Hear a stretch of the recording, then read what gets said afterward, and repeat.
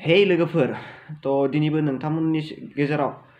WhatsAppनि बरा मोनबा टिप्स लाना फैलायबाय तो बिदिब्ला दिनैनि गुबै भिडिअ आगान सुरनि नाम्बार 1 टिप्सआनो जाबाय जों जितुनिखि WhatsAppआव प्रफाइल फट' बुङो बा किसुमाना DP बुङो DP माने दा DPनि ओंथिया सोलायबाय आवगाय DP माने डेस्कटप प्रफाइल दा सरासनस्रायै सोलिबाय थानाया इनि ओंथियानो जाबाय डिसप्ले प्रफाइल तो माने आपडेट जाबाय आरो तो जानो हागौ नोंथांमोना एसे आपडेट जानाय खौरां दिनै सोलोंनो मोनबाय माने भिडिअनि गेजेरावनो नैबे फिसा आरो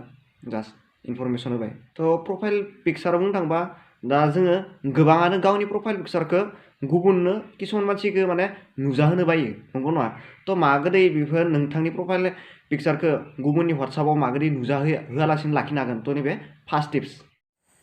बिनि थाखाय नोंथाङा नोंथांनि WhatsAppआव थांदो WhatsAppआव थानानै राइट साइडथिं गोजौआव थानाय मोनथाम दटआव थुना होदो आरो नोंथांनि मबाइलाव डाटा अन थानांगोन होमबासो खामानि मावनो हागोन तो मोनथाम दटआव थांनानै सिटिंआव थुना हो सिटिंआव थुनानै नै एकाउन्टआव थां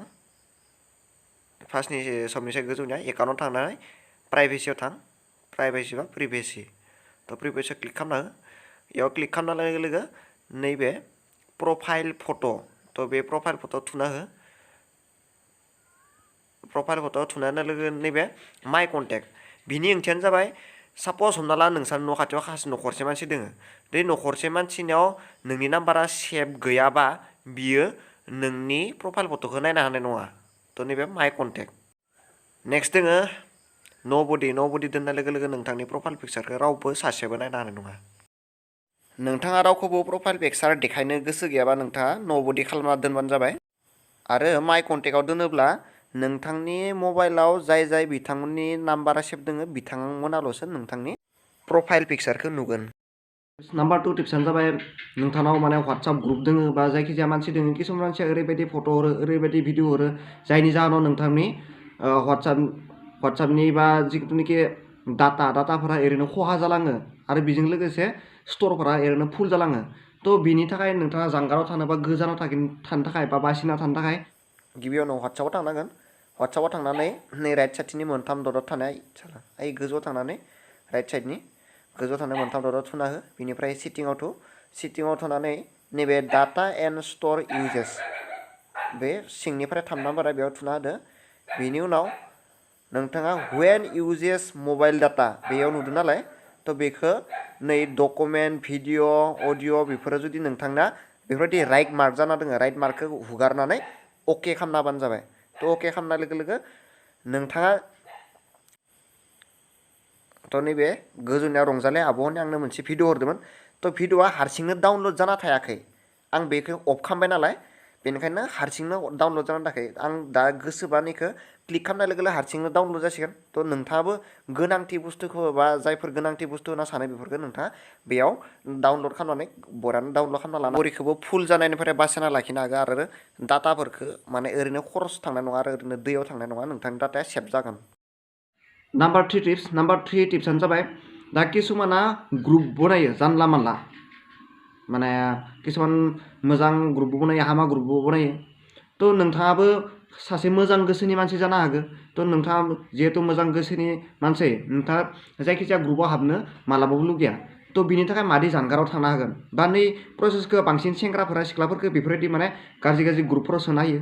बाथ्राया ओरैबायदि जाहैबाय जेनेबा नोंथांनि पारमिसन लायालासेनो नोंथांखौ WhatsAppआव बा WhatsAppनि जिखुनु ग्रुपआव नोंथांखौ सोनो हानाय नङा नोंथाङा बिनि थाखाय नोंथांनि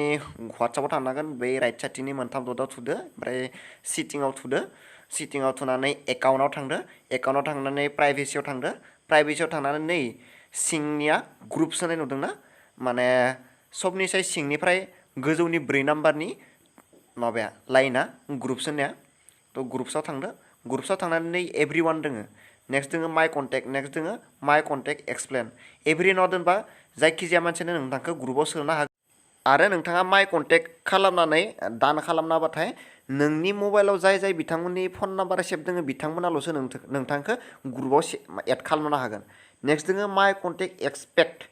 बेयाव खालामनानै नोंथाङा जुदि दान खालामोब्ला नोंथाङा जाय मानसिखौ मिथिखायो मोजाङैनो